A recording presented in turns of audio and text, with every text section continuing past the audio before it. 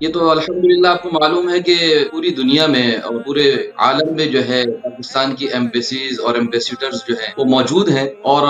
ہر ملک کی ایمبیسی جو ہے خصوصاً پاکستان کی ایمبیسی یہاں پر 14 اگست کے دن یوم آزادی اور اس طریقے کے جشن کا انعقاد کرتے ہیں۔ میں یہ عرض کروں کہ جب سے اللہ پاک نے ہمیں ہندوستان کے خلاف ایک فتح نصیب فرمائی تو پاکستان کا جو نام ہے اور پاکستان کا تعارف پوری دنیا میں ابھر کر آیا۔ پوری دنیا میں الحمدللہ پاکستان کو ایک قدر کی نگاہ سے دیکھا جا رہا ہے، اگرچہ یہاں پر پاکستانی لوگوں کی تعداد بہت زیادہ نہیں ہے، بہت معمولی سی مقدار میں ہم لوگ پرتگال میں موجود ہیں، لیکن بہرحال یہ ہے کہ جب سے الحمدللہ ہندوستان کے خلاف اللہ پاک نے ہمیں فتح عطا فرمائی تو لوگ پاکستان کو ایک فخر کی نگاہ سے اور پاکستان کو قدر کی نگاہ سے دیکھنے لگے ہیں۔ پاکستان کا ایک نام اللہ پاک نے پوری دنیا میں الحمدللہ اجاگر کیا ہے، لوگوں کے ذہنوں میں پاکستان کا بھی ایک قدر و منزلت پیدا ہوئی ہے کہ پاکستان کوئی ملک ہے۔ لوگ کہتے ہیں کہ اچھا پاکستان وہ ملک ہے کہ جس نے ہندوستان کو جو ہے شکست دی ہے۔ تو الحمدللہ یہاں پر اللہ کے فضل و کرم سے پاکستانی کمیونٹی متحد ہے اور پاکستانی